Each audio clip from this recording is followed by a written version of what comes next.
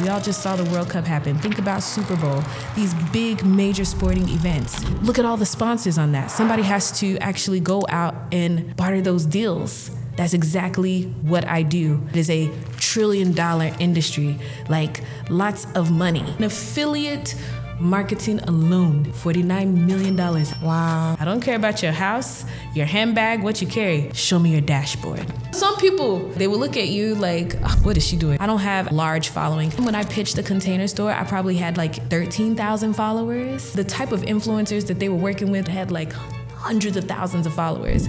And me, I was like, I got an idea. I'm seeing something that you guys are missing in the market, and they listened to me and then paid me on top of that. I refuse to work for a company where because of the color of my skin, I don't play my cards right. Nah. After I had my child, a gentleman walked in on me while I was pumping breast milk. I was like, yeah, this is it. I'm done. Our people, when I say our people, you know what I mean. We love God. We spend a lot of time in church. You can go to church all you want. What does your real time with God look like? The Bible is ghetto AF. Look at David. Even in his mess, he still had a heart like God. Yeah. God doesn't use perfect people. Meet Jessica, the sponsorship lady. She went from being a club promoter to landing corporate sponsorship deals for some of the biggest names in the country. She's worked with women like Sarah Jakes Roberts, Rachel Rogers, and Tiffany Aliche. Today, she's telling us how a voice at 3 a.m. and a whiteboard completely transformed her life. You quit your job without knowing what was next. My husband just said, leave that job. Oh, wow, I don't have a plan. I don't know what I should do. I'm breaking down, just boohoo crying, like literally, God, like I have nothing. And he's like, yes, you do. And I was like, oh crap, how do I monetize my gifts? Next thing, she walks in. She said, Jess, all these women that you have around you on your so-called board, have they ever done what you've done? The vision that you have? They are attaching themselves to you because you have a vision. You guys are like the blind leading the blind. She said, you need to change your board of directors. What is one thing you stop apologizing for? A lot of things. Hi, girl. Hey, girl. I'm so happy that we're finally here and we get to do this. So, I know. Yes. Thank you so much for coming. Of course. I mean, I love everyone that comes on the show, but I'm particularly excited about this one because I know that it's going to be very, very good. That just gave me chills. Thank you. I'm really honored to be here because I don't take being on people's platforms very lightly, you know. It's a big deal. So I love your podcast. I've been watching. I've very much enjoyed the episodes. I'm like, this is totally next level. Thank you. Appreciate it. Of course. Do you know how I found you? I don't think I've told you. Do you know how I found you? No, I have no idea how you found me. Please tell me. There was a video of yours, I think it was 2020, that went viral.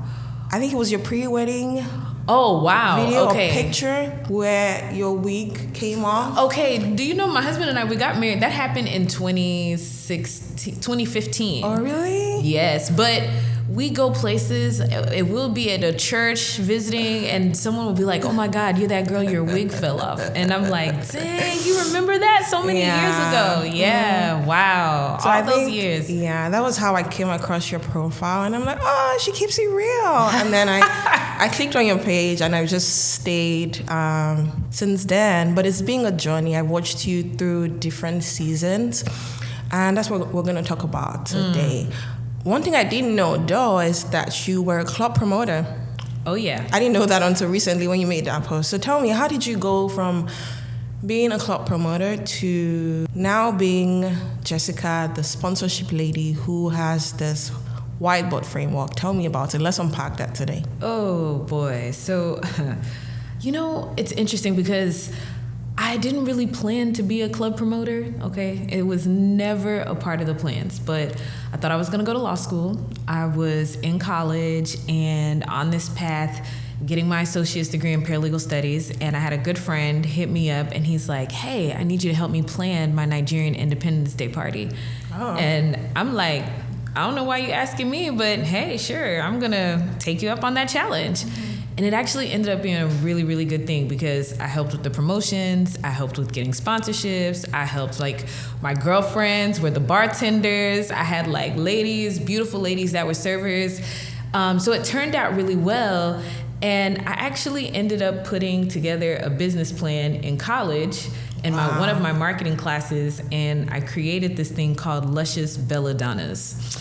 I'm not even going to go into everything that was, but long story short, I had beautiful ladies who would basically advertise. After I did that Nigerian Independence Day party, there were two gentlemen who walked in and they were like, Bim, who helped you with this party? Because I know you did not do this on your own. And they were actually getting ready to now start bringing in African artists to do tours and shows here in the U.S. So they were like, we want you to help us. We need you and your girls to help us with the promotions for this. Just like that? Just like that. Did you get paid for that? I did get paid, but there is a but. There is a but. I was not charging my worth for the amount of work that went into doing those kind of promotions. No. But girl, you're in college. I was in college. Any money is good money at that time. Any money is good money, but when I tell you like the things that I dealt with, like, I mean, it even got so big that it turned into me doing like NBA All-Star Weekend, Super Bowl weekend, like, wow. I don't want to mention this name, but when P. Diddy, it was like when he first started Ciroc and we had All-Star Weekend in Dallas, I'm happy to say that I was like one of the go-to people that they called, and they had my girls, they had my girls in the Ciroc truck, like riding around in Dallas, inviting people to parties. So let me tell you what our strategy was. My strategy was like, I would have my girls at Galleria Mall and North Park Mall, and they would hang out at all the high-end stores, and they would invite men to come and buy sections. That's what it was. And they would be like, oh, you gonna be there? Okay, great. And because I was in college, a lot of these college girls, I didn't have to pay them because all they wanted was to be in VIP with all these celebrities, these ball players. And as long as they were getting free drinks and having access to be in these VIP sections, that was it. So I would literally walk in the clubs and my girls would be with me, and it's like, oh, that was who invited me to be here tonight. Yep. So there were like quite a few clubs here in Dallas where I would do that. But as you can imagine, being in college and being in a male-dominated industry, that's when I knew, like, I could be doing so much more with my life and earning a lot more, because I definitely think that I think it's so important to have, like, mentors in your life, people who can help you with, like, understanding how to truly run a business. Like, I was just going, and I called it my it girl phase, but I was still broke, okay? So how do you run a business and still be broke? You know, that wasn't adding up. It wasn't making sense. And then in 2009, it was like 3 o'clock in the morning. I had just gotten home from a very long night, very much under the influence. And I heard the audible voice of God. And he was like, Jessica. And I was like, oh, wait, what? I heard the voice again, Jessica. And then the voice got louder. He said, Jessica again. And I'm like, okay, this must be God, because how is it that I'm hearing a voice? Like, you know how you just are in a room and everything just gets quiet and you just might hear a little bing? And that's what it was. And he said, look, you have two ways to go. You can continue to do things the way you're doing it right now, and you're going to lead yourself in a path of destruction. Or you can do things my way, and I'm gonna lead you up a path of greatness.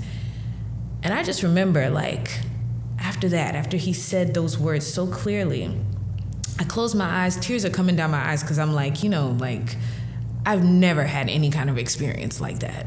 And when I closed my eyes, like, he gave me this vision of a woman that was standing before so many people. I mean, there were so many people, I could not even count the number of people. And it was like this outdoor stadium. It was men, it was women. And I used to be in a singing group. I can sing. I used to sing on praise and worship and everything. So I was worshiping on the stage, and I was singing, I was talking, I was speaking, all the things.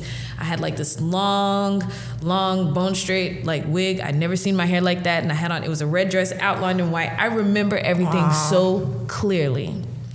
And I'd never seen myself in that light. And here I was thinking, I'm this it girl, right? But I was like, that right there, that woman right there that God is showing me, that's the it girl. And I never forgot that. And then he began to download in me like a very clear vision.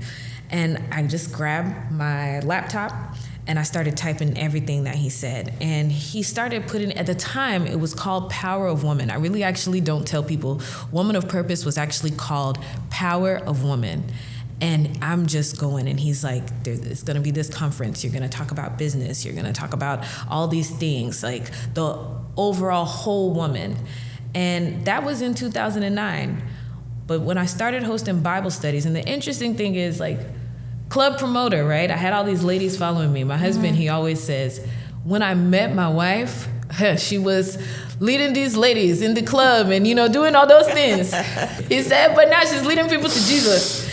And it was shocking for me because there's a woman, and I'll never forget her, because I did not want to host Bible studies. I didn't. I actually didn't feel like I was qualified for it. I'm like, me? Why would God and people be asking me, like, Jessica, she called Linda. I'm going to say her name, Linda. She called me and she goes, sis, I just really think that you could organize a group of women, get us together. I really look up to you. And I'm like, perfect, Linda, looking up to me, a club girl. Like, is it tall Linda? Tall Linda, yes. And I'll never forget that. And she had me in tears after the call, because I'm like, Linda is such a great human being. But why would she be looking at me, of all people, to, like, say, go do Bible studies? In fact, Linda was the one who designed the Woman of Purpose logo. Wow. And so it was after that I started doing these Christian open mic nights. Those women who used to follow me in the club, those are the same women who started showing up to our Christian open mic nights. We would partner with churches. Churches would call us and they're like, hey, we opened up a coffee shop. Can you come and host these things? We packed them out. Then I was like, you know what? I guess since these women are actually here showing up to the events that I'm curating for these Christian open mic nights, why not just go ahead and start hosting Bible studies in my home? So then we get to the Bible studies. The Bible study, the first one that we had, Linda was actually there. Here goes Linda again. Oh my God, sis, what if this turns into a conference? And that's when the light bulb moment went off for me that, oh wow, back in 2009, when I got that vision from God and he called my name 3 times. So what year was this now? Now we're in 2014. 2014. So you see, like 5 years after. 5 years later. Here it is. No, what was it? 3 years later. Is that 5 years? Wow. Yeah. My math is right. 2009 to 2014. To 2014. Yeah, Yes. 5 years. Oh, wow. So yeah, it is 5 years later. Yeah. So when she said that, I got to work. I started asking the ladies, like, who are some of the speakers that you want to see? Like, I knew, because I was like, if God gave me this vision, then this is when it's supposed to happen. I didn't run with it immediately. I just started doing other things, like using my gifts to glorify his name. Wow. And then when Linda said what she said, I planned for 60 people. Girl, we put out that ticket. We sold 100 tickets, like the first, like as soon as we put out the flyer. By the time we got to the day of the conference, there were over 500 plus women in that room. Oh. Yes. And I used student loan money to fund my first conference. Yeah, we had some sponsors, people who gave products and stuff like that. We continued to host the conferences. The conferences, they were great. They were amazing. We eventually got them all sponsored. Then when I got married, before you go to the marriage part, you're in college? How old are you in college? 17, 18, 19, 20? Yeah, somewhere around there. Young. And you're already business savvy. Where did that come from? It's interesting because I think I've always had an entrepreneurial spirit. Like when I was in middle school, I had a cousin that used to be a truck driver. And when he was a truck driver, he would have all these candies. And I would be like, man, I'm not going to eat this candy. I'm going to go to school and sell it for a cheaper price than what they sell in the cafeteria. So they used to call me the candy lady. And that's how I'd make money. So I think it was just something that was always in me. My mom, I've also watched her be very entrepreneurial. Same thing with my dad.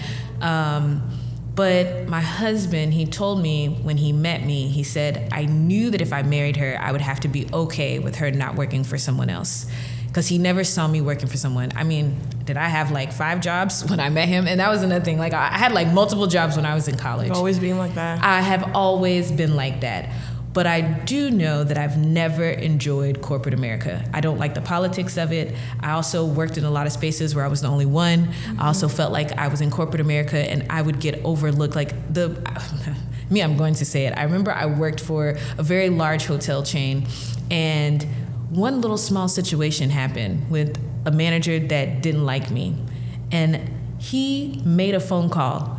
And because of that one phone call that he made, a promotion that I was supposed to get. I didn't get it. And I was like, absolutely not.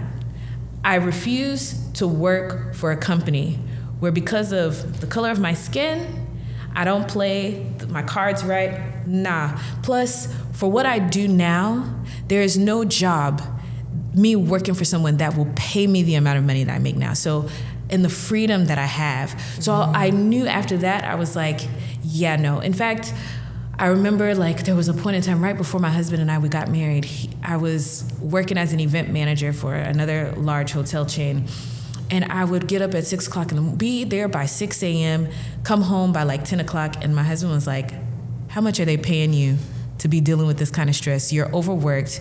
You need more help. He was like, if you did your own thing, you trust me, if you really put your mind to it, you will surpass. And he was absolutely right. Like, my plan was to leave my job, corporate America, in 2021. After I had my child, and a gentleman walked in on me while I was pumping breast milk, I was like, yeah, this is it. I'm done. I put in my 2 weeks, and I was like, hey, I ain't going back. Because of that? Yeah. That takes you up so much? It did, because I was like, my husband kept telling me, you don't need this job. Again, how much are they paying you? Is it worth it? If you put your mind to it easily, you could do way more. And he was right. And I have. And I left corporate America in 2018. How long were you in corporate America for? Girl, I've been in corporate America since in college. Wow. Yeah. So, you know, that's why I started this podcast. And we're digressing now because we still need to talk about the juicier part. But I started this because something happened at work. And I'm just like, is this really it? One person will just change everything just like that. One person has the power to take food out of your mouth. And as Nigerians, this is what we know, most of us, right? Is go to school, get a high-paying job, climb the corporate ladder, make as much money as you can, retire. This is what we know. So I'm like, I need to meet people like you who have had the courage to do something that is different from the norm and learn what you guys are doing. So that's the whole point of this podcast. I'm glad we're talking about it. Yeah. Another thing I want to point out from what you said is, one thing we got is that he will always, no experience is a waste. He will always use you as you are. The ladies, the skills of club promotion and event management is the same skills that you used in planning this Christian conference. And it's something I've noticed. Come as you are, and your experiences, your knowledge, everything you know, he's going to use it just like that. Your gifts will always make way for you. Exactly. Another thing I wanted to point out is when you had that vision, did you know what it was? Was it scary? How did you feel? Were you in a season where you're like, God, what next? And that was like God answering. But what was that experience for you? I've never had anything like that happen. I've had people that it happened to. But what did that feel like in that moment? I'll be very honest. Oh, girl, you ask amazing questions. I'm just curious. Yeah, I actually wasn't scared. Well, you weren't scared? I also wasn't asking God questions. God was trying to get my attention. He was. And I was in a very dark season of my life. I think you could look at me and you would be like, oh my God, she has it all together. Like I said, it was my it girl phase. Right. People would look at me and be like, oh my God, like Jessica, she does this, she does that. And people always wanted to be around me. But I would go home at night and I would be like, okay, this cannot be my life. There was a lot happening. I had a lot of distractions. So that moment was God really like, look, if you want change, you're going to have to move in the way I need you to move. So it was like a wake-up call from God. And I thank God for that all the time because it completely changed my life. It completely changed the trajectory of my life. Now, I had a choice. He gave me a choice. I could have continued to do things the way I wanted to do it. But I thank God that he showed me that vision of me because it made me realize that there is a greater version of Jessica that I've never seen before. And if I allow him to use me and I say yes to his way, then life is only going to get greater. And I was like, I think I like the greater life. I do. And this is why I tell people, if you've never seen the greatest version of yourself, simply ask God. Ask and you shall receive. It is a promise from God. I wasn't asking him, but I think he really was like, Jessica, you are my daughter, and there's so much more for you. Why are you settling for this kind of life that you're living when you could have more? You are gifted. You are talented. Let me use you the way I want to use you. And life has been greater ever since. I love that. Yeah. I love that for you. Yeah. God, let me tell you, God is good. And when God speaks, I'm like, ooh, Lord. And he speaks in crazy ways. Because like I said, I was very much under the influence. Very much. Can you imagine? And in that moment, in that state, wow. And what's crazy, I'm cautious about when I share under the influence, because, you know, some people are like, but I'm like, if you read the Bible, I always say the Bible is ghetto AF, because look at David, even in his mess and all his mess, you know, he still had a heart like God. Yeah. So God God doesn't use perfect people, you know, he does not. He really does not. And I struggled with many things even after he spoke to me and I heard that audible voice. But what was interesting is anytime I would have moments being under the influence, here he comes again. And it got to the point where I was just like, man, it's getting a little uncomfortable, because you speak so loud and clear anytime I'm under the influence. But I thank God for that. It was God protecting me every step of the way. And the kind of downloads he be giving, I'm like, Jesus. So what does that look like? Is he a picture? Well, I see the one you said was the red dress. So that was a picture? Is he like, it was a vision. You're going to do this? Yeah. So have you ever, I'm a very visual person. Okay. And God understands his children. He really does. So just imagine if you were closing your eyes in this moment, what do you visualize when you close your eyes? Especially when you think about your life. I heard you see what I'm saying? So just imagine me being in a dark bedroom. Tears are coming down my eyes. The only thing I hear is this audible voice. I don't hear nothing else. It's like everything just completely shut down. There's all silence, and you only hear one voice, a voice that you've never heard before. Some people would be scared by it. For me, I was like, by the time I heard my name the third time, I'm like, this must be God, because what else could it be? And it was positive. It wasn't negative. He was showing me something. So when I closed my eyes, and the only thing that I could see was some woman on a stage, she's singing, and I look a little bit closer and I'm like, wow. I've also had a desert experience. What does that mean? Being in the desert and just me and God. Desert season, think about it. 40 days and 40 nights. Wow. What was Jesus doing? He was alone, fasting, praying. I've had a very clear vision of me being in the desert with God.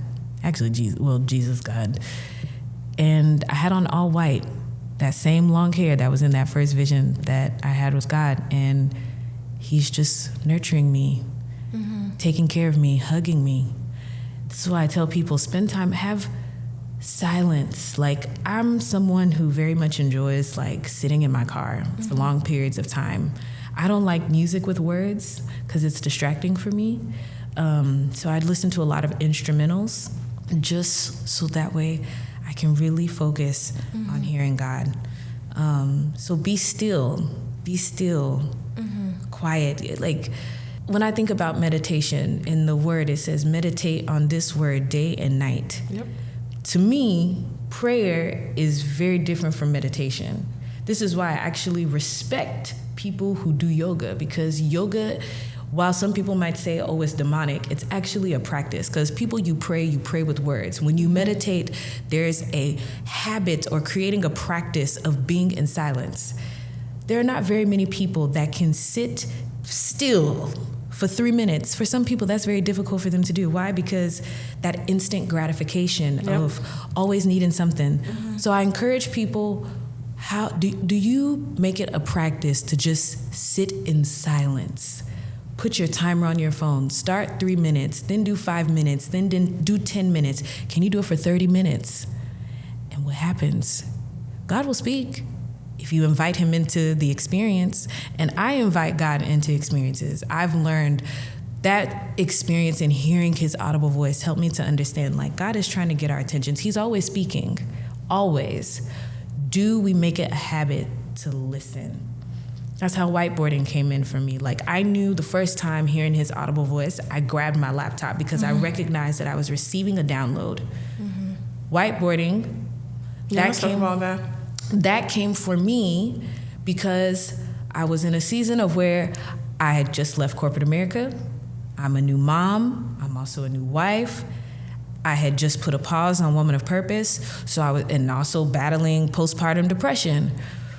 So now I'm actually at a place where I'm like, okay, God, what do I have? Like, now I'm inviting him. But he told me, go get that whiteboard. Because, you have these moments where you're like, oh, God. And it was one of those moments, like, what is happening? I don't have nothing. And he's like... You quit your job without knowing what was next? Correct. I didn't know what was next. Now, do I recommend everyone do that? Absolutely not. See, I have an amazing husband or partner who said, babe, quit that job. How much are they paying you? I got us. So we have a safety net, okay? There are some people who will go out there and then they quit their job. There's no plan. Like the very first business coach I hired, her story was a little bit different. Even though she has a partner, she had her own goal of, I am not going to leave my full-time job until I exceed what I'm earning in my salary. Yep. I didn't do that. My story is different. My husband just said, leave that job. And here I was like, oh, wow, I don't have a plan. I don't know what I should do. I never wanted to be a stay-at-home mom. So for me, I was in a very different state of mind when I left corporate America. Yep. So what happened next? You quit. You hear the voice of God saying, get the whiteboard. Yes, but in that moment, why he told me to go get that whiteboard is because here I am, like, finally my kid is asleep. I am breaking down in my home, just boohoo crying, like, literally, God, like, I have nothing. And he's like, yes, you do. Go get that whiteboard. I get the whiteboard, and he goes, okay, what do you want to ask me? And at that time, my question to God was, God, how do I monetize my gifts? Because while, yes, I was doing Woman of Purpose, and Woman of Purpose was one of the most impactful things I've ever done in my life. You can do something that's very impactful, but it's not profitable. Okay, I was hosting a conference once a year, annually, okay? But what were the other revenue streams? And those conferences, while yes, it's great that they were sponsored, it got to a point where they were 100% sponsored. But now I have no money left over to get ready for the next conference. So all the money that we were getting in sponsorships were going into putting on this 6-figure production, right? So again, great and impactful, but not a great business. Okay, it was not a great business. And I was like, I'm newly married. I'm also a new mom. And I don't want to bring any kind of financial burden into my home. So I'm like, I got to figure out, how do we build legacy? How do we create generational wealth? How do I create a true business where I'm bringing income into my home, especially now that I don't have a full-time job anymore? So my first question to God was, how do I monetize my gifts? So at this point, you've bought the whiteboard. Well, let me tell you how I got the whiteboard. Because he said, go get that whiteboard. My assistant from Woman of Purpose, she actually bought me the whiteboard. And it sat behind a credenza in our home for months. Did you tell her to get it for you? No. She opened up my computer and she goes, Jessica, you have so many tabs open on your computer. I can only imagine how your mind operates. You need to get things out. You need to organize your mind. You need to organize your thoughts. And I was like, you're right, I do. And then what did I do? Put the whiteboard behind a credenza. She was an amazing assistant, by the way. Very old school, loves to write things down. Not extremely tech savvy, but that was actually a good thing because it actually really changed my life in getting that whiteboard. So I thought it was the strangest thing, honestly, when God was like, go get that whiteboard. And I'm like, okay.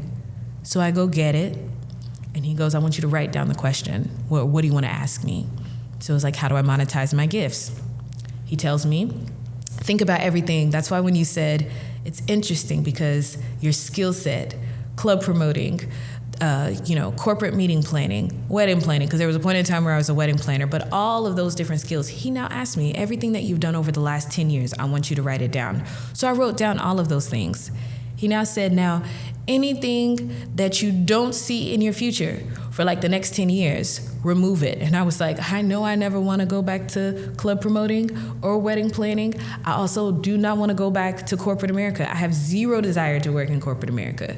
He's like, okay, now what are the things that you deeply desire for your future as well? Add that in there. So I started writing all those things down.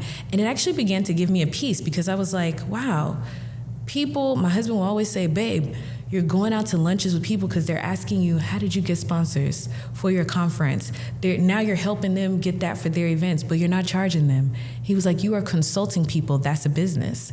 So one of the things that I wrote down on the whiteboard was, okay, I want to talk about sponsorships with people. And he's like, okay. I was like, I want to do influencer work. Okay. I want to do speaking engagements. Okay, great. All those things, I'm writing them down. And he goes, okay, now let me give you a strategy on how it's going to happen. So me and God got to work.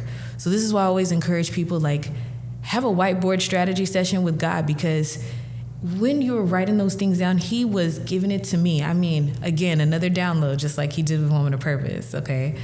So within, I would say everything that we wrote down on that whiteboard, within like 30 days, things started changing. The first thing, I had a friend based out of Atlanta. She goes, why don't we talk about marketing and sponsorships? Let's do an Instagram Live. So she put together the flyer, she designed it, we put it out there. Obviously, there was no registration, but at that time on Instagram Live, when they first launched it, you could only do 60 minutes. Mm-hmm. We had hundreds of people who showed up. And then we went over, so Instagram cut us off, and we had to go into another hour. People stayed on. Wow. But before that, God was like, have something ready. My old business coach that I hired when I was doing Woman of Purpose, she taught me how to do funnels. So I was like, you know what? I'm not going to write an ebook. I'm going to put it on pre-order. Because I was like, God, well, yes, I know we did this strategy and all. Mm-hmm. I don't know if anybody's really going to buy this stuff. Mm-hmm. And $47 ebook, I made like $4,500. Just put the pre-order, and I was like, oh crap, I gotta write this book. From that Instagram Live? From that 2-hour Instagram Live. Made like $4,500 selling an ebook. Yes, that I had not written. So after that, I'm like, oh babe, I gotta write. I put it on pre-order. I did. I put God to the test. That 2-hour Instagram Live, not only did I end up selling ebooks, there was a young woman, I'll say her name, Candice Janae. We still talk. She still has me speaking at her events. She had me on her podcast a couple of months ago. She was hosting a conference in Chicago, and she invited me to come and be a speaker. And my husband said, babe, look, you will not go to that conference. It was his birthday. We flew Spirit Airlines to go to Chicago. It was not a paid event. And I spoke with Terry Joma, and that's when my husband said, go sell a course. So that's how I started talking to Terry about the course. So you went for the event? I did, but she found me through my Instagram Live, that Instagram Live that I did. So see all these things that God was telling me to do, like put yourself out there, just do it. And so when my husband said, no, you can't go there and sell a $47 ebook, I was like, okay, well, I can use my workshop that I do there, because I had a panel and I was on a workshop. My workshop had about 80 people in the room, and 75% of those people ended up being the first people inside of my course, and I sold my course for $997.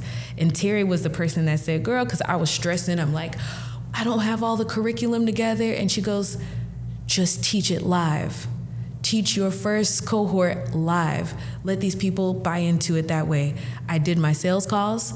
One of the great things about working in corporate America is whenever I left the last job that I was at, I took my sales script and I actually used that sales script to now turn it into the products that I was selling for the sponsorship lady. So I did a 30-minute free consultation with everybody in the room. That's what I offered them. And I was able to upsell all of them into buying my course. So that was another thing that happened. Jay Bolin, who is the celebrity stylist and he styles Sarah Jakes Roberts. He invited me to come and speak at his conference. How did he find you? He was on the Instagram Live. So do you see that one Instagram Live And this is where obedience, and this is why I say, sit still with God. Like, answer the call. Like, when he tells you to do something, do it. Because I asked him, how do I monetize my gifts? I made $4,500, a little over $4,500 selling an ebook that I hadn't even written. Because there was still like, nah, God, ain't nobody gonna want to hear about these sponsorships. It was never a part of my dream. Like, do you understand? Like, I didn't wake up one day as a little girl say, I'm gonna be teaching people sponsorships. No, I didn't. I did not. But I was obedient. So that Instagram Live turned into speaking engagements. Jay Bolin invited me to speak at his conference. So that's 2 speaking engagements that came out of it. I was in the green room. Honestly, I felt like I had on, I remember what I have on. I still have a picture from that day. I went to Target, bought me like a nice suit. I'm sitting here with these 7-figure and 8-figure entrepreneurial women. Oh, Jesus. And I remember everybody's introducing themselves and they get to me. And I was like, I just left corporate America and I'm just trying to hit 6 figures. Aww. And it was so encouraging. This is why it's important to be in spaces with people who are genuine, and really want to see you win. And the lady, she taps me on my leg and she goes, girl, you're going to hit that 6 figures and we're going to make sure we get you to 7 and 8 figures. Wow. Someone I never met before. She was like, we're going to get you there. Like, basically telling me it's okay. Like, don't be ashamed of where you are right now. Like, don't be ashamed of where you are. Next thing, Sarah Jakes Roberts. She walks in. And I don't know what happened to where we just instantly connected, but she goes, are you Nigerian? And I was like, yeah. And after that, we just started talking. I sent her a message on Instagram after that because she was one of the speakers. Had you spoken then? We met at Jay Bolin's event. So had you spoken at that event for all these people who are coming to you? Well, so we were in the green room. So we're in the green room. Still in the green. All of this happened in the green room. So I hadn't even spoken yet. This is just me in the green room. Great energy, great vibes, good women. So when she walks in, I don't know, our eyes just connected. And the first thing she says, like, are you Nigerian? And I'm like, yeah. And she was like, I have a lot of Nigerian followers. And she was like, some of them have even given me a name. And we just started talking. I sent her a message because I felt like the connection was good, So I sent her a message on Instagram, and then she started following me. And I said, I'm going to give you an Igbo name. And I gave her an Igbo name. And then after that, when I was featured, my first Forbes feature, she had been following my journey. Although we didn't talk, like a couple of years later, she said, I think that there's some things that you can help my team with. So I would love it if you could help me. I'm going to have my team reach out. And I said, sure. But I'm pregnant with my second child and I'm giving myself a maternity leave. So when she initially reached out, I actually said no. But she reached out. I did. I know people are always shocked by that when I tell that story. But she respected it. And she had her team reach out to me a year later. And they were like, are you ready? And I was like, yeah. But again, all of that happened from sitting down and having a whiteboard strategy session with God in 2018 when I left corporate America and I was in another low place. It changed my life. There's so many things to unpack. It almost seems unreal, unbelievable. Like, can this happen for anybody? Or is there something about you? Is there something, everyone is special. But were you lucky? Were you already positioned? I'm sure you're a great speaker. What did you have going for you? And is this possible for someone that's watching this podcast? Like, can I really just go to God and say, God, I'm at a low point. Help me. And I grab my whiteboard and he tells me, do this, do that. Like, can this happen for someone that is just watching this? Yes. Like, this is... Sometimes when I talk to people, because, our people, when I say our people, you know what I mean. We love God. We spend a lot of time in church. But I'm a strong believer in you can go to church all you want. What does your real time with God look like? What does that look like? For me, I can say I know what my private time with God looks like, and that matters. And it's not for show. It's very real. I can give you my most intimate moments that I've had with God and hearing his voice. There are over, I believe, 8,000 promises in the Word of God, and I take those promises very, very real. So when you ask me that question, Jessica, can it happen for somebody who's listening and watching? It's not luck. We are all favored by God. We are. But it's how seriously do you take him? Because in his word, it says, write Habakkuk chapter 2, verses 2 through 3. Write the vision down.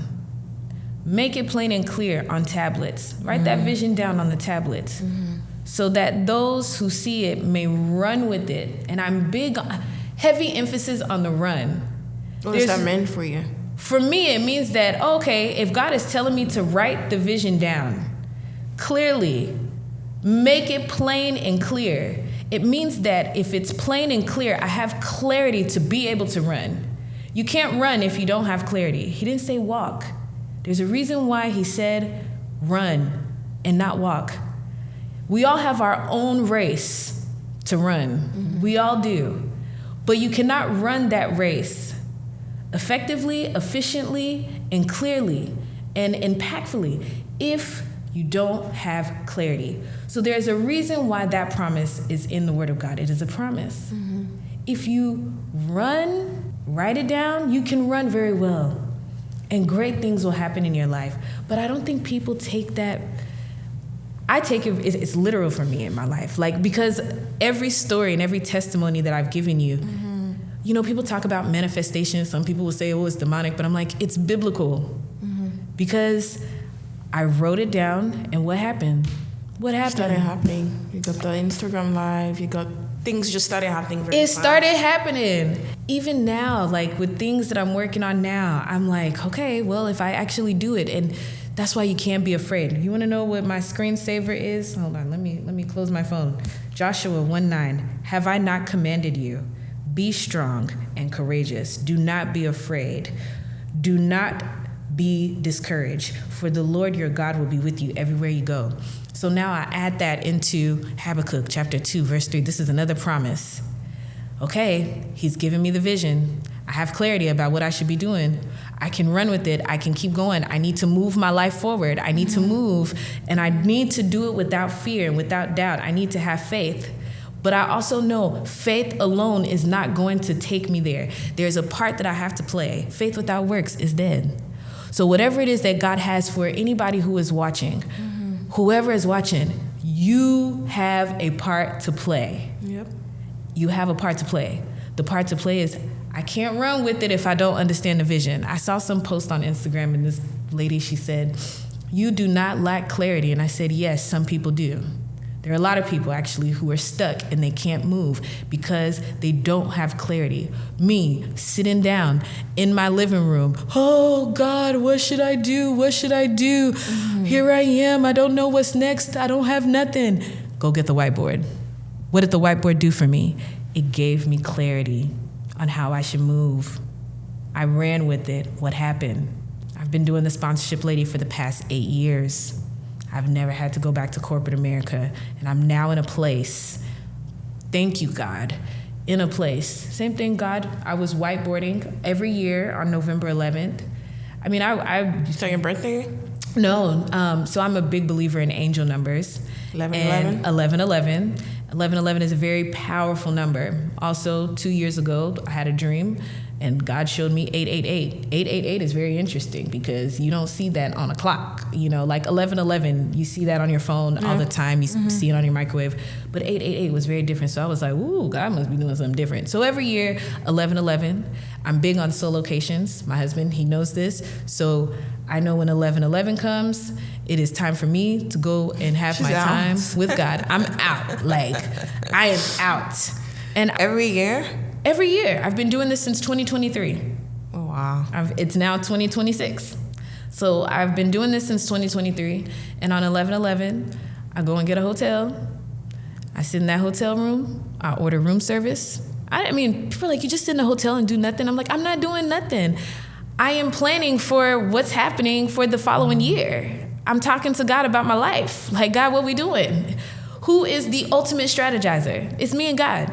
And this is why I tell people, like, your life is a business. It really is. When you look at your life, every area of it How are you treating it? So me and God are the CEO of my life. I am a holding company and I am a carrier of multiple businesses. I have the business of marriage. I have the business of my finances and wealth, the business of my businesses, the business of my friendships, the business of my purpose. All of those things are very, very, very important. But I've realized people don't take life like that. Like people don't treat their lives they don't take their lives that seriously.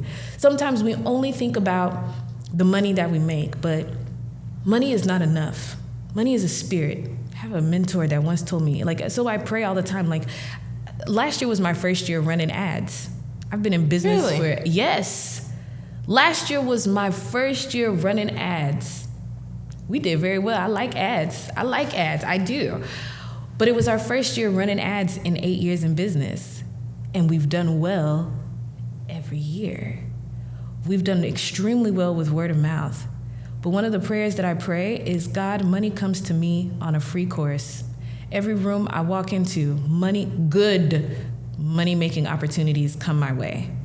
I am at a point now in my business where I'm very grateful because I can say no to opportunities. And that's a very good thing because some people have to say yes to everything. When I was doing club promotions, I had to say yes to everything. I was broke. I never want to be in that position again. Mm-hmm. I never want to be in that position. So this is why I tell people, please talk to God.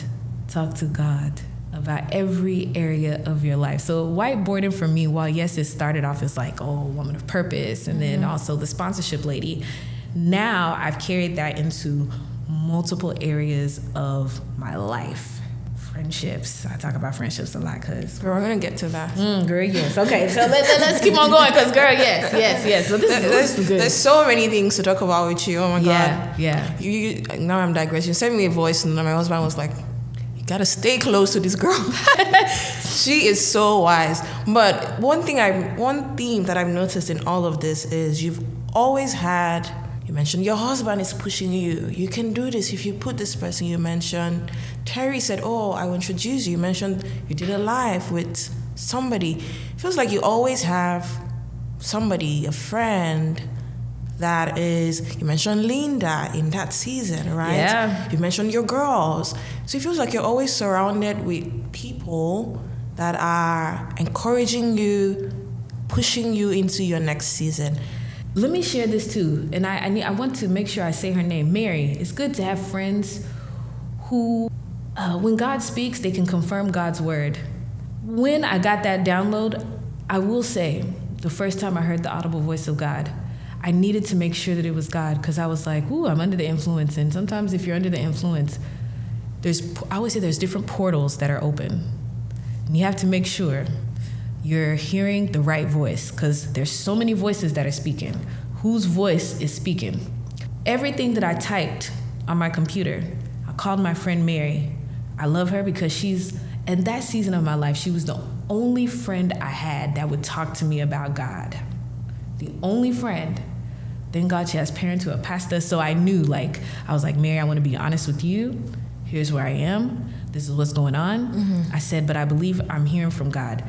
She said, Jessica, send me what you heard. She was like, man, Jess, I gotta tell you, sis, you gotta stop smoking weed because that stuff, it will open up portals. She said, but this is God.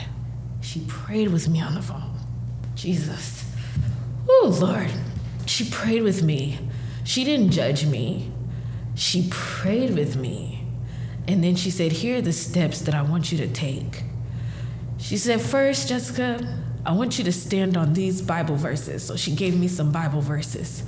She said, the second thing I want you to do is I want you to find a church. She said, I want you to find a church. And I want you to be committed there. And I took those steps, changed my life. It connected me with mentors. I don't know if you know him, Madison Abiola, Malik Photos. He was actually our wedding cinematographer. Yeah. People don't understand why I'm so close to him. He gave me so many opportunities and helped me on a business path. He had an office in South Lake and he was like, come and start doing your business here. God will place people in your life to ensure that you stay connected to your destiny and you don't lose it. Mary was one of those people. Linda, she doesn't even realize it. She was one of those people to make sure that I ran with the vision that God had placed in me many years ago.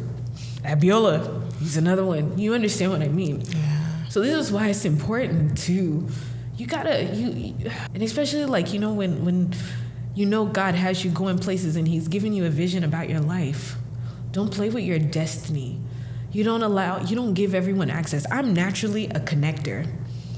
But I also know I don't give everyone access, the same kind of access that I used to give at one point in time. Some people might call it stuck up. Some people might say, who does she think she is? Mm-hmm. But for me, I don't place myself in certain rooms because I know what I'm protecting. I also understand what I carry. And I know I pray every morning, God, help me to be generous. Also connect me with generous people. And generous doesn't necessarily mean with money. Yes, I want to be generous with my money, but my time, my resources, my connections. How can I help other people? I'm always thinking about how can I help other people? But I use discernment and wisdom on how to go about doing that. And I also ensure that I have Marys in my life. Mary, she's solid as a rock. Solid. No judging. Sis, I'm going to pray for you and then give you actionable items, things that you can do. And I did it. And it has, again, impacted my life in many ways. Wow, that was intense. Friends, your friends, choose wisely. You post about friends a lot. I do. But I've never heard a story before. So I know where that is coming from now. That was a positive friend. Sometimes I'm talking about the negative experiences that I've had. But I focused on the positive. Thank God for that. Thank God. Shout out to you, Mary. Yeah, that was beautiful. And you said you prayed to God to be generous. I don't know if you even remember. The first time, I've been following you online, but the first time I met you in person was at an event. I think it was Lovette's event. One event. And you had ordered my flashcard, my Bible flashcard. Oh, great flashcards, by the way, girl. Thank you. And I walked up to you, I introduced myself. I'm like, oh, I'm the girl who sold. You're like, oh my God, this is so good. My kids love it. You know what? You should put it in Target. Have you heard about this girl? You just started pouring into me. Girl, you haven't even known me for 1 minute. So when you say that, you pray to God to be generous with your knowledge and your time, God is answering that prayer. You sent me a voice note. That was a podcast. It was like a 4 minutes. 4 minutes. Am I crying too? I know. I'd be praying like, God, please help me not to cry. But it just happened, like even before coming here today, my prayer is always, God, wherever my feet walk, wherever I go, I invite you into this and let it be impactful. It's not my voice, but yours. And even when I leave this earth, I just want it to be well done, my good and faithful servant. That's all I want. Yeah. God, there's something about you, and I told you. But you sent me a voice note discussing something I had posted. And I listened to that voice, and I went to my bathroom, and I started praying. I started praying. There was something in that voice note. My eyes were open. I think I'm very self-aware. I think I'm in a good place. But something that voice note did, I literally went to my bathroom and I started praying. Something, when they say the eyes of your understanding will be enlightened, that was what that voice note did to you. So there's something about you. There's something that you carry. And it's right for you to protect and do what you need to do because there's something about you and there's something that you carry. And I hope that everyone that's listening to this will get what they need to get from this. Have we spent an hour? There's still so much we need to talk about. But yeah, just thank you for being who you are, pouring so much into people, living your life genuinely so that people like me can watch from the outside. I'm learning so much from you even without knowing you. But thank you for being just who you are. Continue. Don't let fear or what people say or what people talk about, don't let it stop you. Just keep being who God has called you to be. And I think that there's so much more for you. More than where you are. More heights. Amen. More commas in the account. Amen. Amen. God, you know what we talk about. So Well, yeah. Let's talk about the sponsorship lady. I'm sure, I don't know how much time we have left, but can we talk about the sponsorship lady? Girl, let's talk about it all. That's why I'm here. Let's talk about it. Yes. Yeah. Let's talk about it. Yeah, you started doing, tell me, what is the sponsorship lady? Yeah, so the funny thing is again, I never planned to be the sponsorship lady. I gave myself that name because I was like, well, I got to figure out a business name. And the sponsorship lady came about because I started teaching people how to actually secure sponsorships for their initiatives. Over the years, initially it started off as like I had my course. My first course was called Sponsored and Secured. Did very well with that.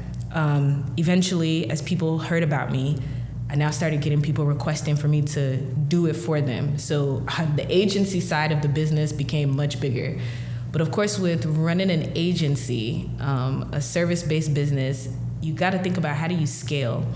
And it's kind of hard to do that when you were the only person or consultant within the agency that's servicing 8 to 10 clients. It was very time-consuming, extremely time-consuming, and a lot of work.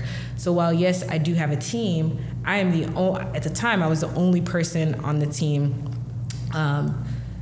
doing the decks, doing the sales calls, doing the follow-up, the negotiations, closing the deals, and managing the entire project. So it was a lot. And I realized that, okay, I don't necessarily want to do this forever because I want to be able to have the freedom to do other things. So that's when I started looking at someone like the Budgetnista and seeing what she was doing with her brand.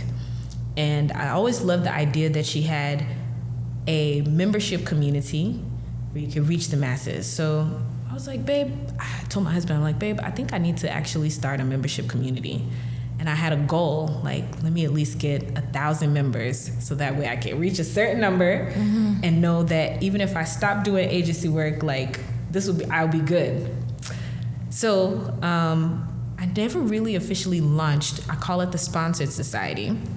Last year was actually the first year when we started running ads where we actually really put it out there to the public. But before, I was just operating through my email list. And we would consistently have about anywhere from 75 to 100 members that would be inside of the community. And I would pour into them. We do bi-weekly coaching calls. I would still have my course, which we turned into an accelerator. We still had some done-for-you clients or agency clients that we would keep. But I knew the membership community is what I wanted to grow so that way I could scale. And it would, again, free up my time. So we eventually got to that place last year. Very, very excited about it, and we're continuing to scale it.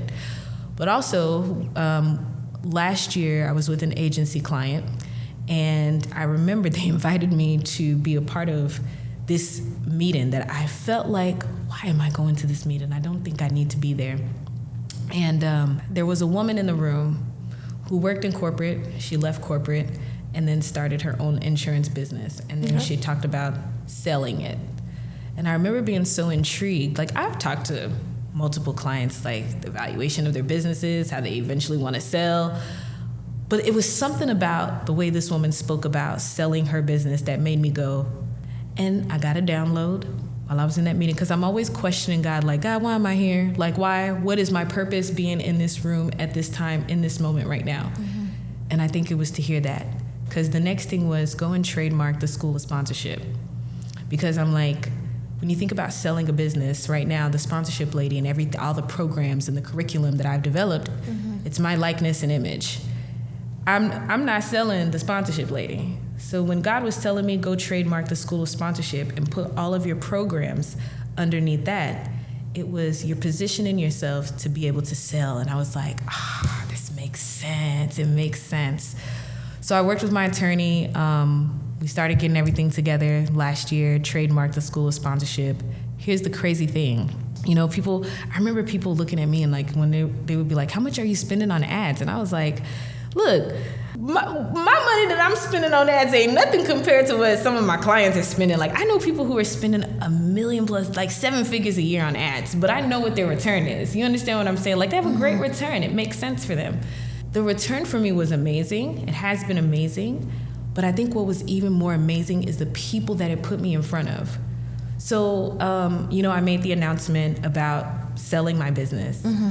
The crazy thing is I didn't even have to hunt for someone, because I remember there was a lady that found me through one of my ads, and she said, I got on a sales call where she was supposed to sell into an accelerator, and she said, I want to do exactly what you do. And I was like, oh, wow, okay. Now, I remember speaking at an event in Puerto Rico. Rachel Rogers, the woman who wrote We Should All Be Millionaires, she invited me to speak. She's done a VIP day with me and everything, because we do VIP days too through the sponsorship lady. And she loved it so much that she goes, you should come and speak.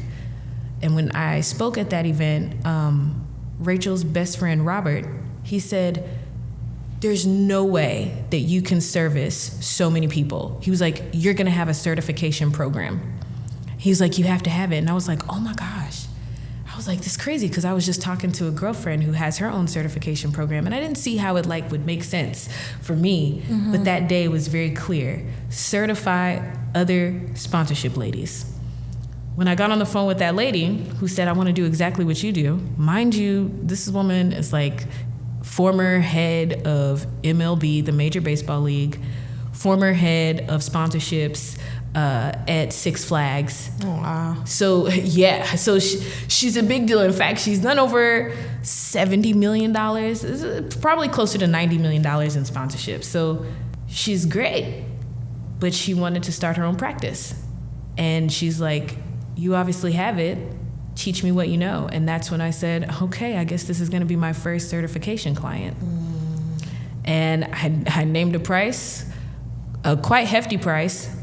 She paid it without hesitation. No hesitation. Has she taken your course before?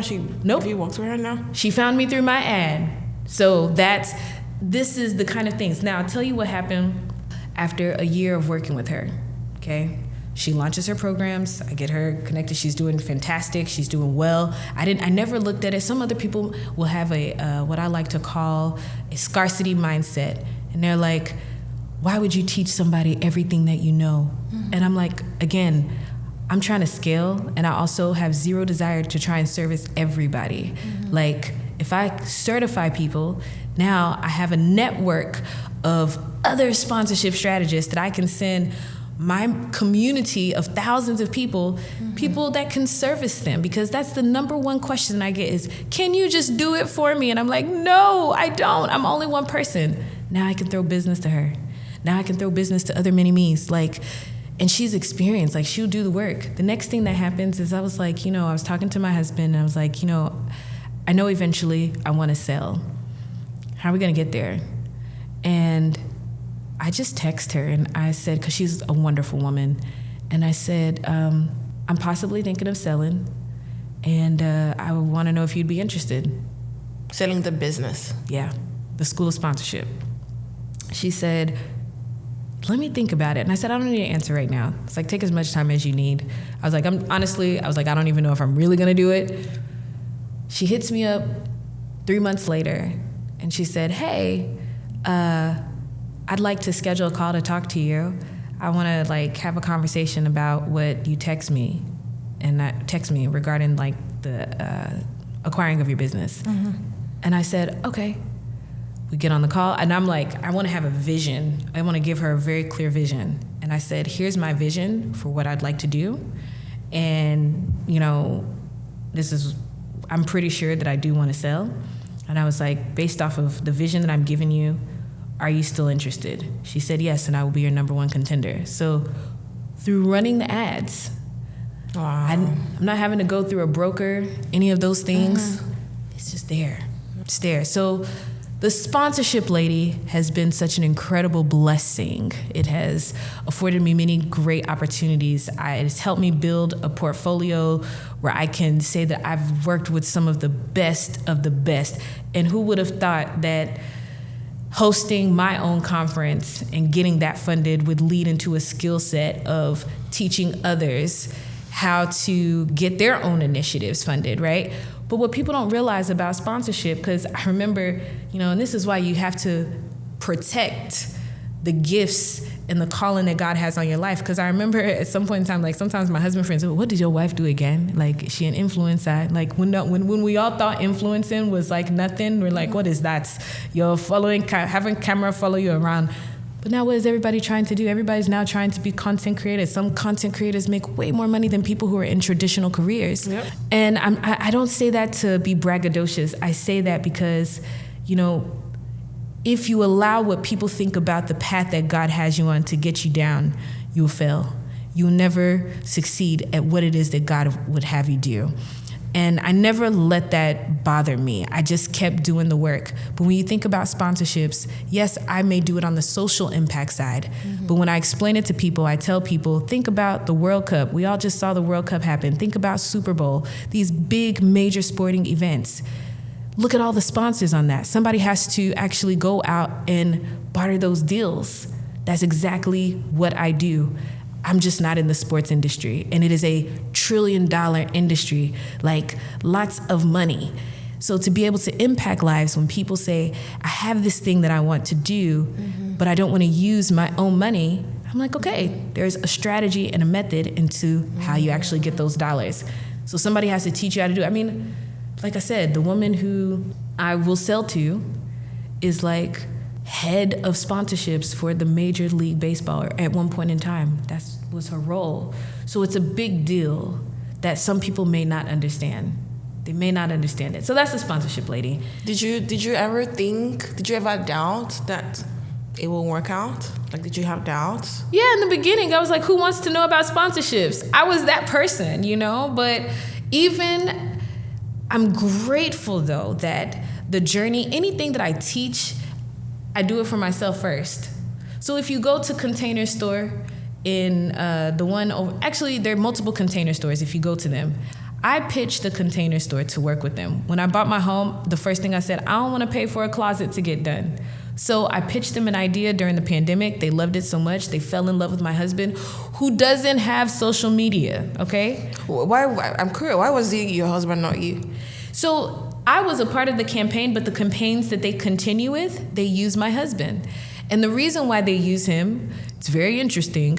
So he has in-store activations in areas where it's men that earn, a demographic of men that earn a certain amount of money that they're catering to. So single men who earn 6 figures and they can afford to get their closets done and they want to have organization. My husband has over 100+ pair of shoes. And when they saw that was a part of my pitch, was we need to get our closet organized. I'm tired of seeing all these shoe boxes in our closet. There has to be a better way. So when they saw how all his clothes and his shoes, they were like, wow, like this man. That was during COVID, right? Was it COVID? It was during COVID, yes.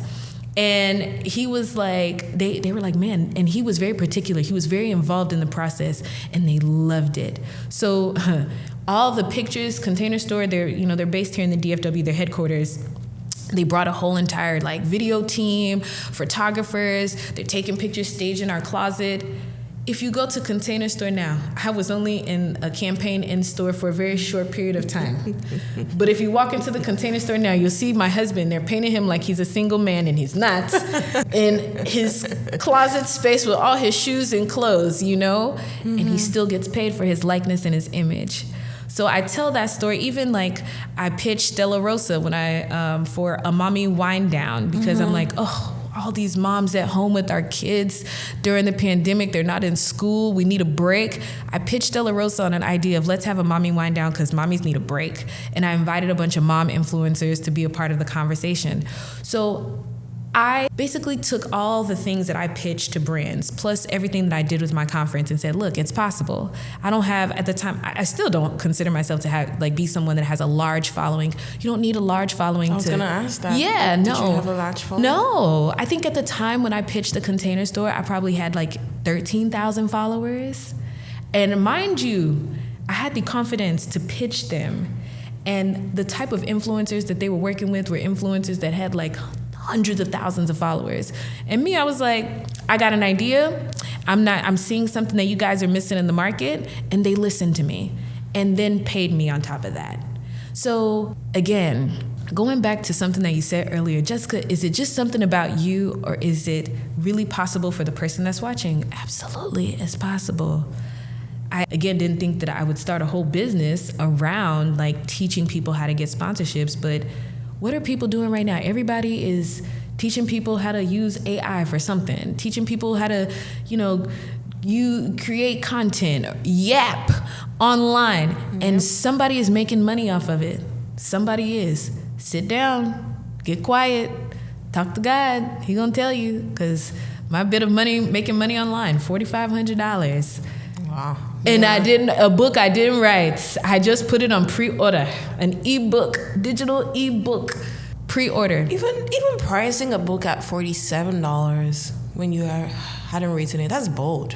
That is bold. I'll probably do, $29.99. Let's see how this goes. Girl, $47. I was like, nah, this is gonna be $47. Yeah, $47. Yeah, and some things that you said, you know how to design courses. You had a business coach. You already had structure. You learned how to do the funnels and the emails. And I've been following you, right? I get your emails. I see some of your ads. It's very much giving, this is a serious business, right? Oh, my business, but some people, they will treat your business like, they will look at you like, oh, what is she doing? I've gotten it. I'll walk into a room and they'll treat it like that, but I'm like, do you know how much I spend in ads? Also, let me just tell you, the same ad person that I use, I called Tiffany the Budgetnista and I was like, hey girl, mind you, Tiffany, and she would tell you these numbers, just scroll on her Instagram, in affiliate marketing alone, $49 million, and that's only one portion, one size of her business. So when I see people like, you go to her page, go to her Instagram page, she shared it, affiliate marketing. Yes, this is why I like receipts. This is why I like being in spaces where people share receipts. Because when she shared those receipts, so of course I'm gonna pick up the phone. Who do you think I'm gonna listen to? Do you think I'm gonna listen to the person that says, wow, you spent that much money on ads? I'm gonna listen to the person who made and has the receipts, can show me their dashboard and said, yeah, affiliate marketing, I made $49 million, great. So who is your ads person? Can you put me in contact with them? So that ad person that she introduced me to, that's who runs my ads. When people go through my certification program, who do you think I connect them to? The person who's my attorney, same person that she uses. Why? Because she shares receipts and it works for her. I'm not going to be listening to the person that don't have those kind of receipts. I don't care about your house, your handbag, what you carry. Show me your dashboard. Show me your dashboard. I love that. Show me your dashboard. I'm never impressed. Let me tell you, I'm a very difficult person to impress. Oh my God.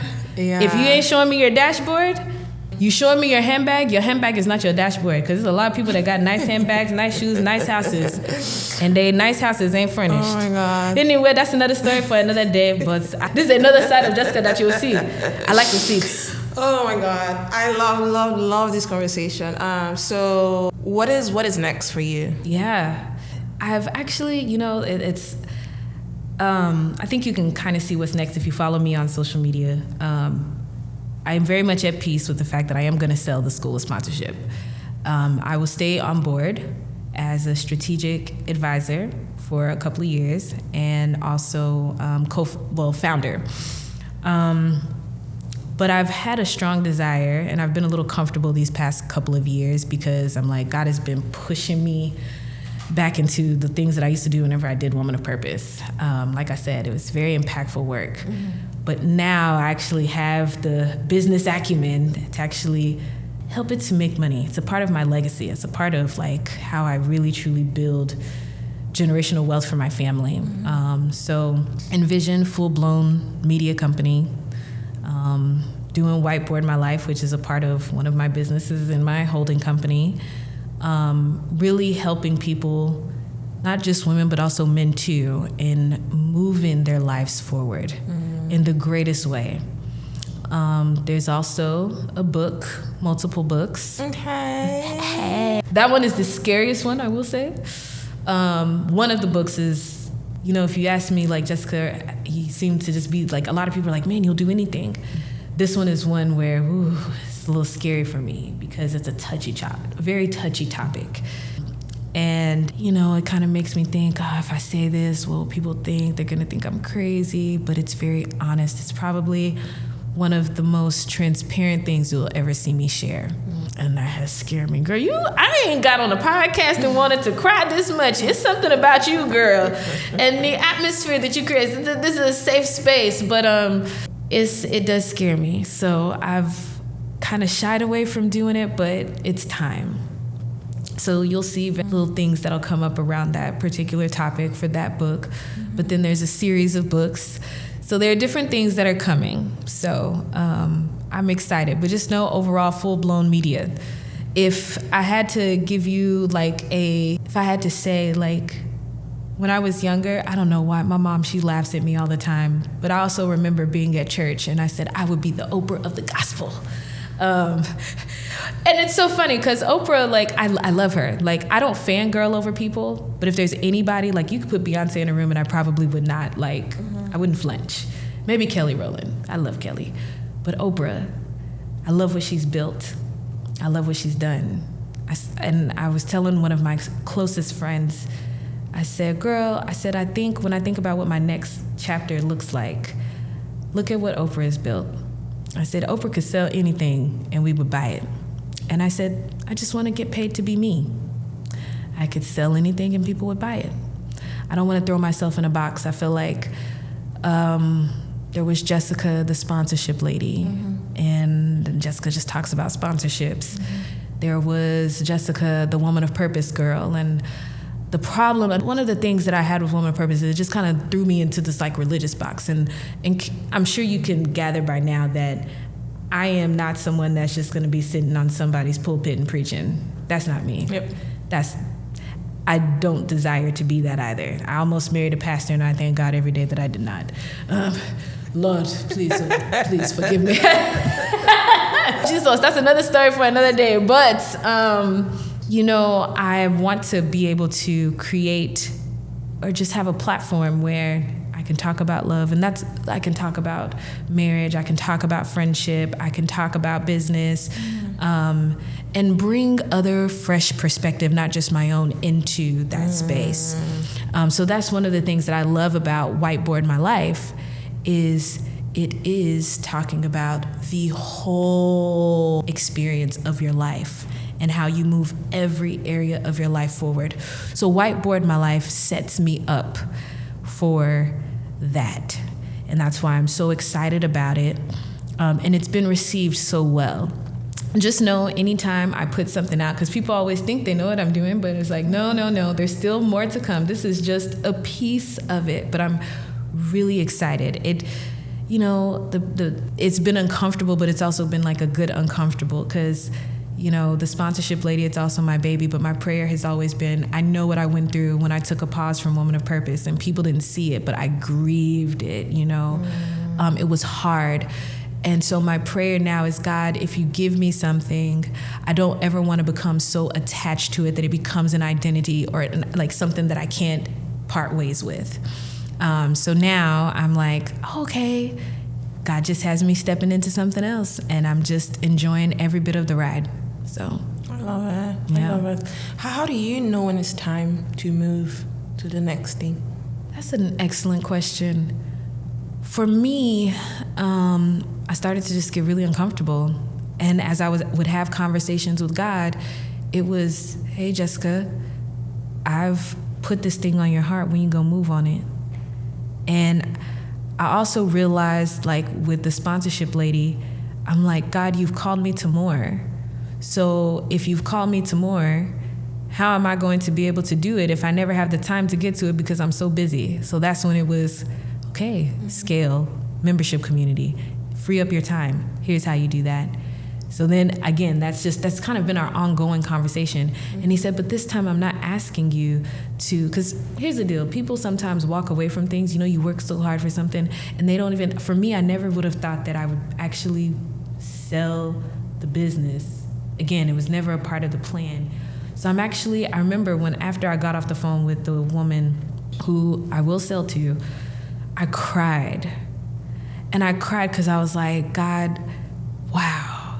And he's like, I'm proud of you, and you should be proud of yourself, because this wasn't a part of your plan, but it's a part of mine. So that was the confirmation that, girl, keep going. Keep going. You are a carrier of multiple things. We're all multifaceted individuals. So when you ask the question of how do you know it's time to move on, I don't even look at the sponsorship lady as if I'm moving on. It's still something that is a part of me, right? I can still consult and operate as a sponsorship lady. I'm still going to be a strategic advisor. But now it's time to move on to these other things. So I started to get uncomfortable because I'm like, I'm not doing what I should be doing. Something that God has been speaking to me about is time. So if you're ever in that place where you know, like this is something for the past 4 years I've been sitting on. Doubt, fear, money. Because I'm like, God, you know the sponsorship lady is like my bread and butter. So I'm doing very well here. Now you want me to move on to something else. What are we doing? Even my husband, he was like, babe, what do you mean? You want to now start doing something else? And it was a real discussion in our home. Like, how are you going to replace that?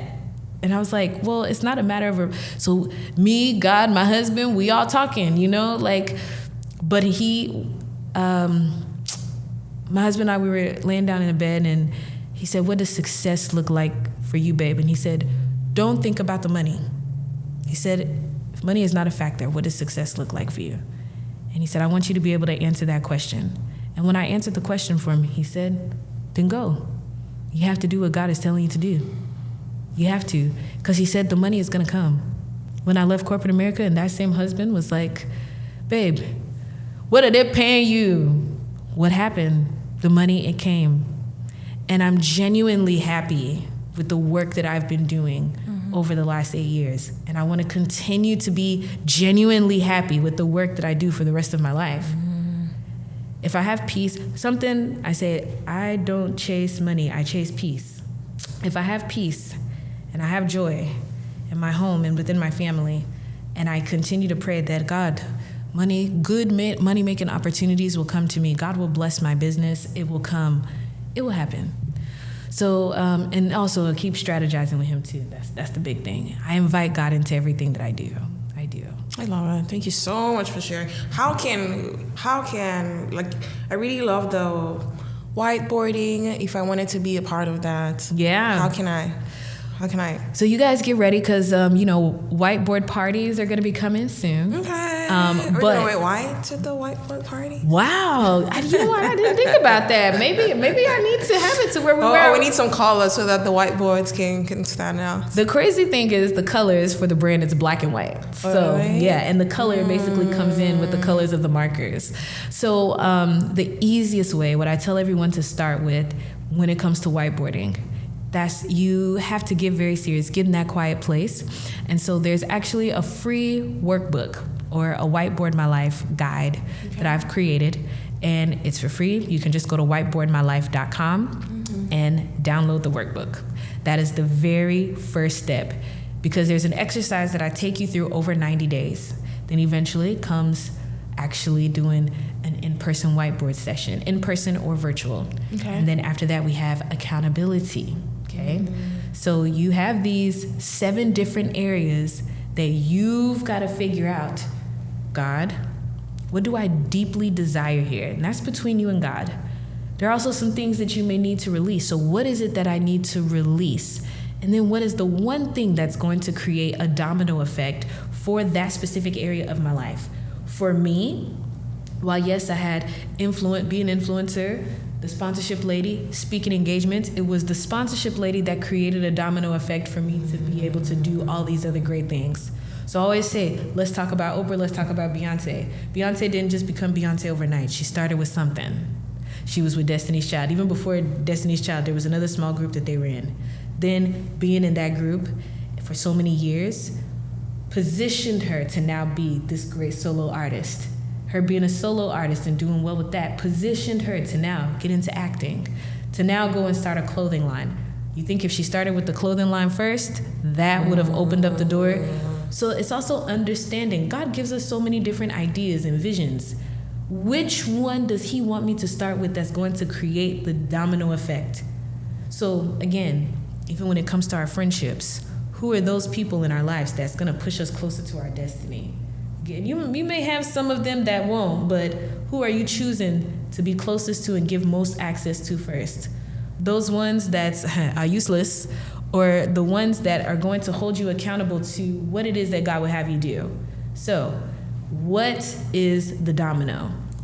So that's what you work on in the workbook. So I highly encourage everyone, whiteboardmylife.com, start there, and then you will see what comes next. Thank you. That speaks to me so much because I'm very multi-passionate. And it's like, God, what should I be doing in this season? I've never thought about it as what is this one thing that will create a domino effect? So that's a word, girl. You got to, because, there's one thing that does create the domino. Oprah didn't become a media mogul overnight.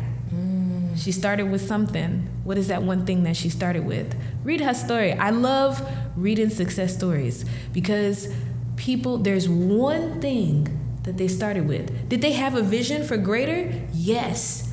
But when you talk to highly successful people, I have some friends who are billionaires, and it's very interesting when you sit down and talk to them and you understand like their founder story, where they got started. They will tell you, I knew that this thing was gonna be big, but I had to figure out what was the product offering or what was the one thing that would create the domino for it to explode. And now I can start releasing all these other things. There are people who have these books and then they just release them and it's like, why'd you release that now? Like, quite honestly, I have like 20 books inside of me that I know, and I just put those ideas in my phone, just like Woman of Purpose. When it came, I didn't run right away. But once that light bulb moment went off, I was like, oh, it's time to run. It's time to run. And even now, going back to that very first vision that God gave me of me, I'm still working to become that woman. I'm not there yet, but I will know when I'm like, oh, we are here. I'll know. I'm not there yet. So I know I'm still working towards it. That's what keeps me focused on my own race. When I look at other people, because it's easy to get caught up trying to do other things, one to rush the process, but it's like, no, I know the path that God has me on. Yeah. I love that. Have you worn the red dress in the vision? Girl, I have not worn that red dress. But I know it. It's so funny because sometimes, people be thinking about like their brand colors and things, and sometimes I'll be like, let me put on red. I actually haven't had a let me wear red. I haven't. But I believe there will be a time when that comes. And you'll know it. And I will know. I will know. I'll know. Yeah, that's going to be a full circle moment. You know what I relate to you so much? I've had a whiteboard, and it's not in God told me to get a whiteboard. I think I'm just someone that likes to journal and write. So I had a whiteboard, like a tiny Amazon whiteboard in my office. And in one of those things, I was like writing all the things I want to do. And one of it was my flashcard, which actually happened. But I've never really leaned into that. So it has proven your theory where write it down.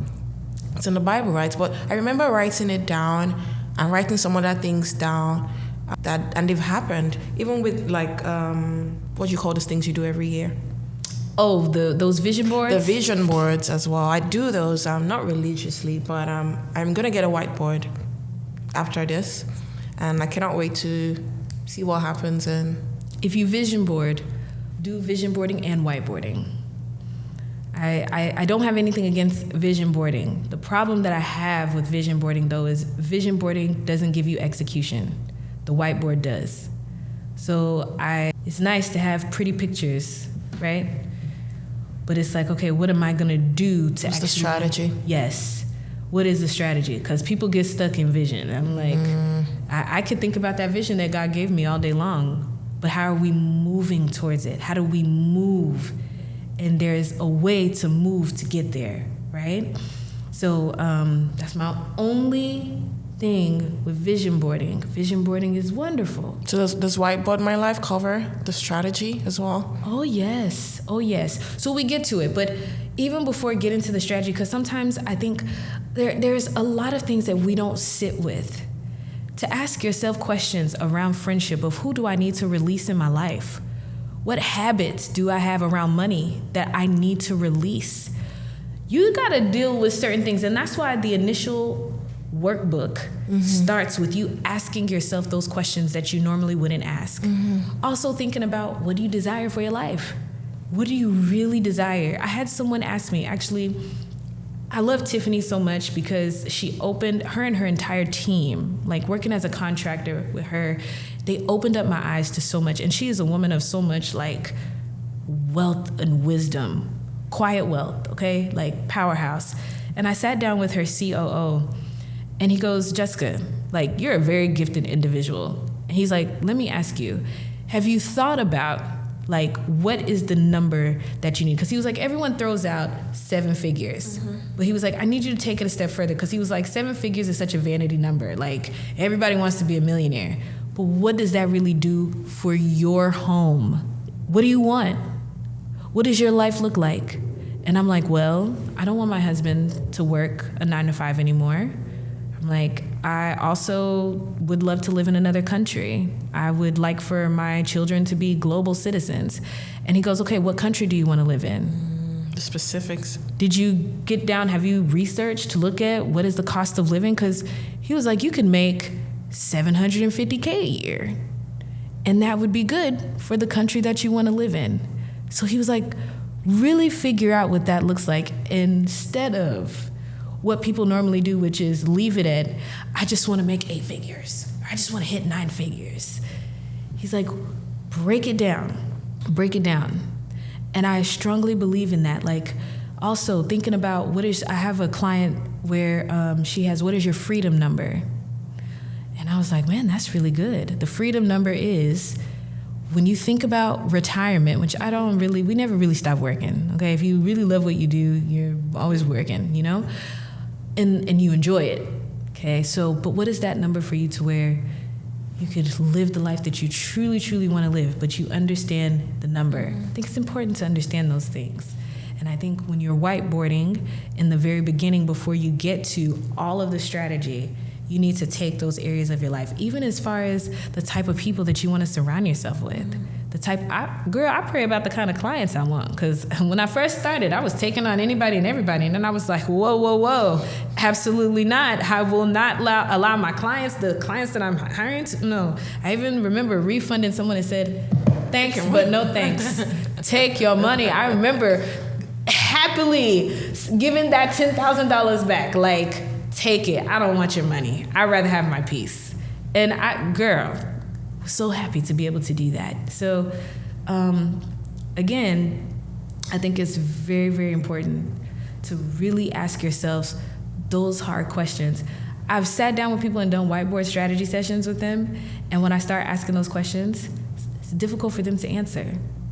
It's difficult. So spend time there, so that way when it does come to the strategy part, you're like, yes, you can move. Clear, write it down, make it clear, understand. Yeah. If you think about it, that's the same thing God asked me to do. What do you deeply desire? What do you no longer want? What do you know you need to release? What do you know you need to release? There's certain things in my life that I know I wouldn't have gotten there if I had kept myself in certain things, kept myself in certain environments. Girl, could go on forever. Let's go to some quick rapid fire. Okay, awesome. Let's do it.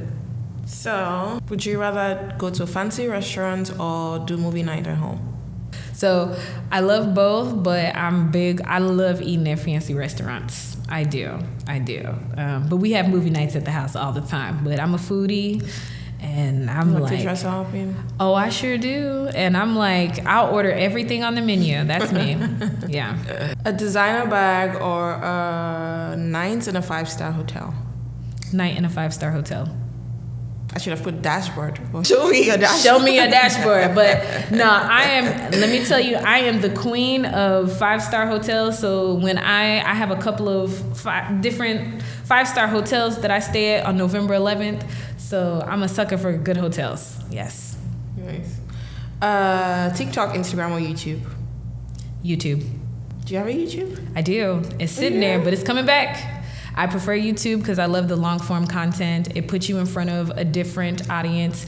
YouTube also has a great way, you podcast through it. So it's a really amazing market. It's actually definitely the best, because that long form content, people's attention span, like I want to attract people that actually listen and enjoy learning, not just people who are just quick, that instant gratification. Yeah, totally different market.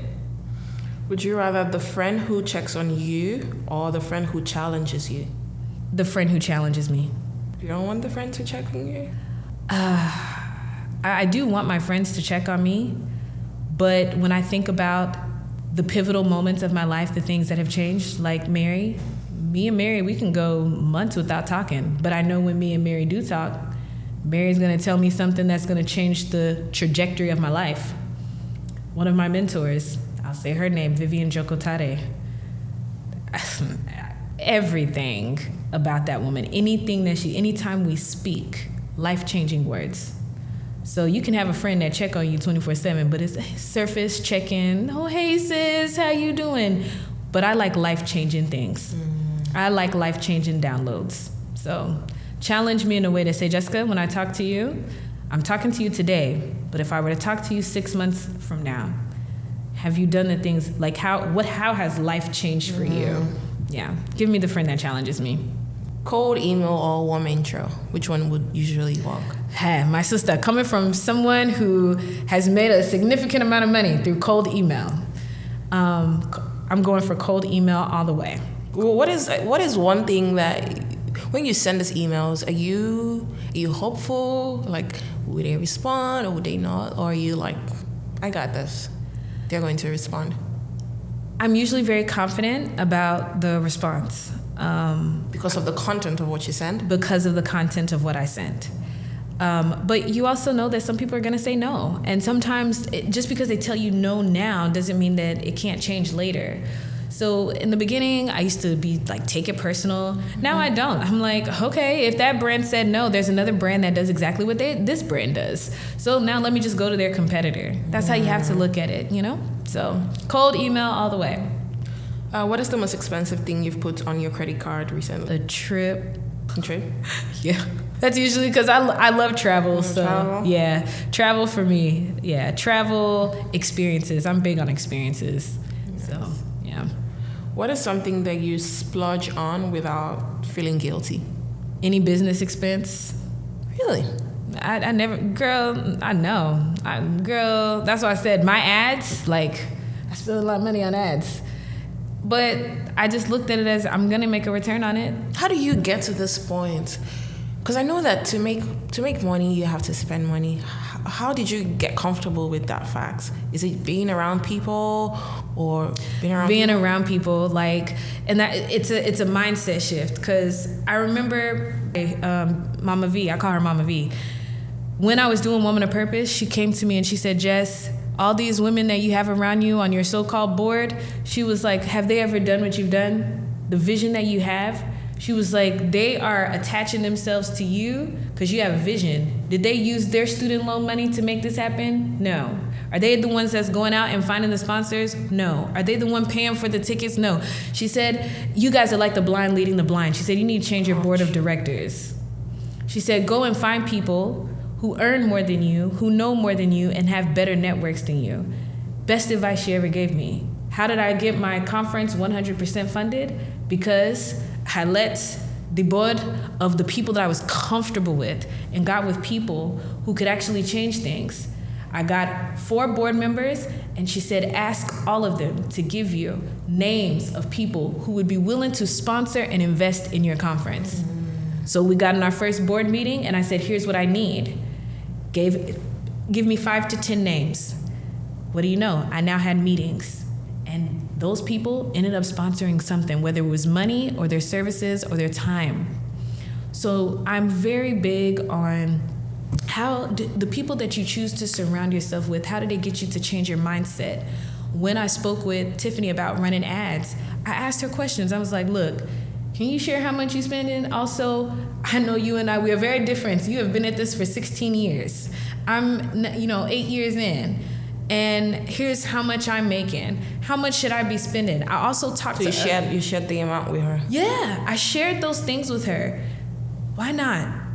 She doing better than me anyway, so she's only going to advise me from and she shared mistakes. She was like, girl, I've worked with a lot of people, but she gave real examples of why she liked this one. Mm-hmm. I now went and talked to other people who are running ads.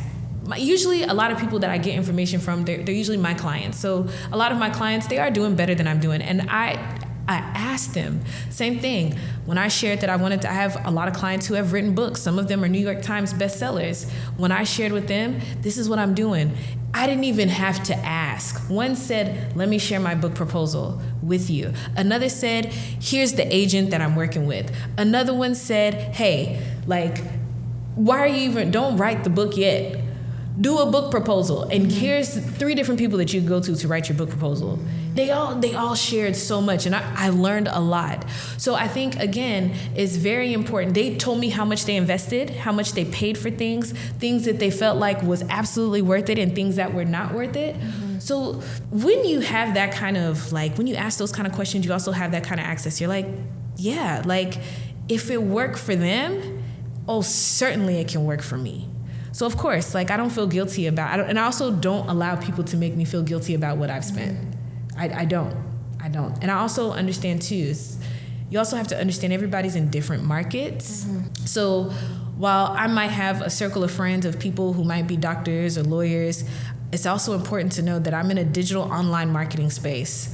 So I cannot go and talk to the doctor about running ads, who probably feel a little bit differently. I have to understand. Mm-hmm. It's very different in how they would run ads versus someone else who they don't have a brick and mortar. Their whole entire business is all online.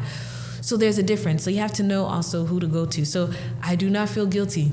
I just sit back and be quiet when I'm sometimes amongst certain friends that they would never understand, because that's just it's not their lane.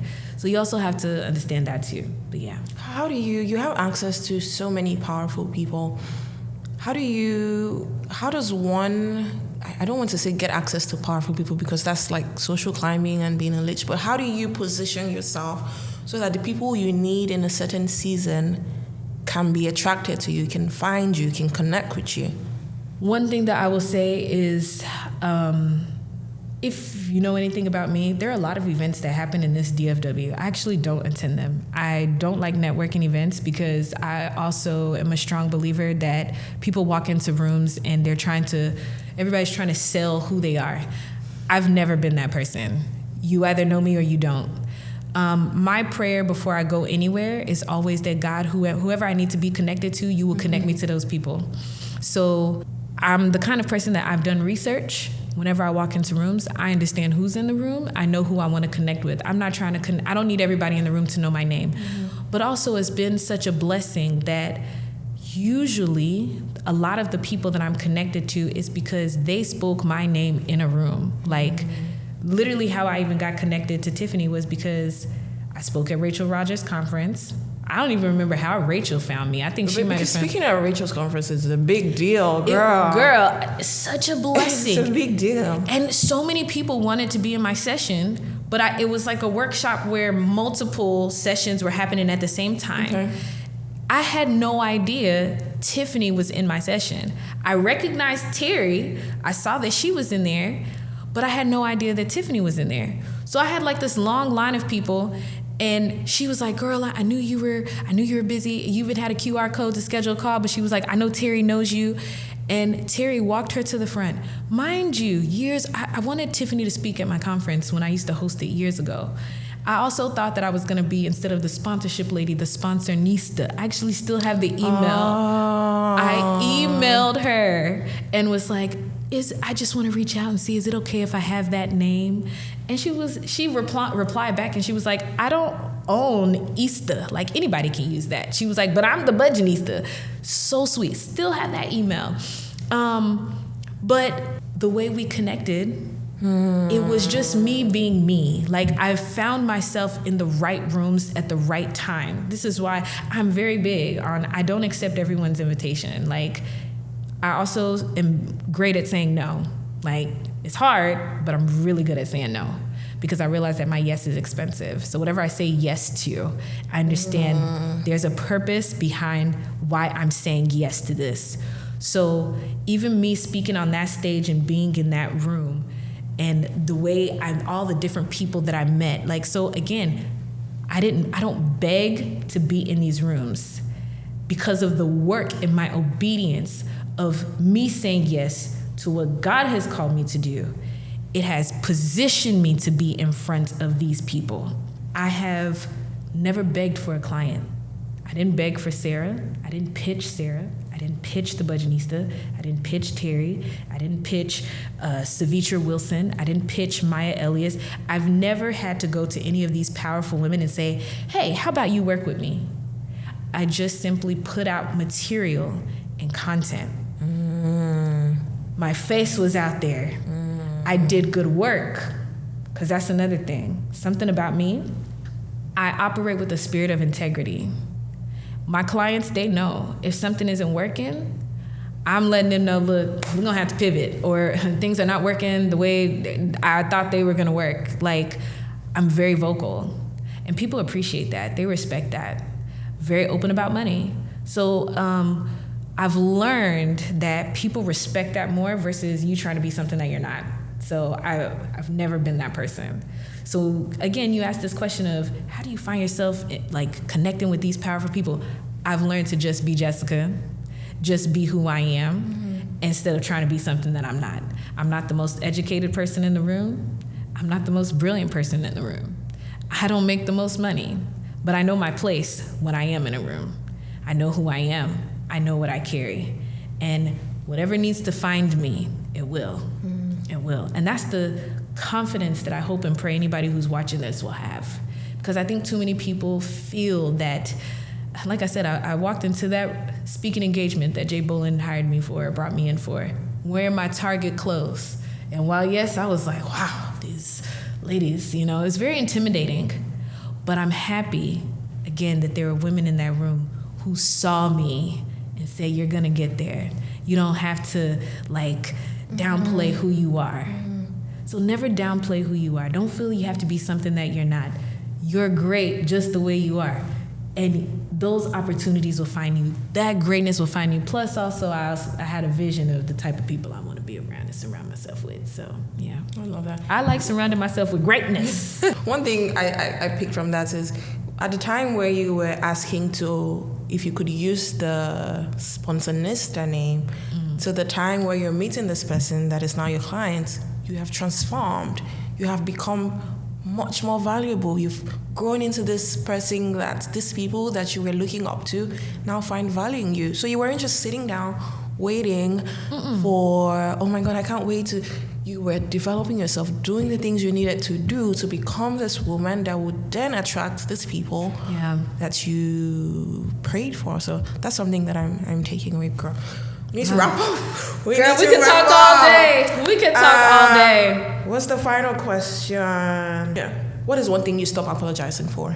A lot of things. I stopped apologizing for just being Jessica, because I feel like there was a point in time where I didn't feel qualified because of my past, or because of I am a free spirit.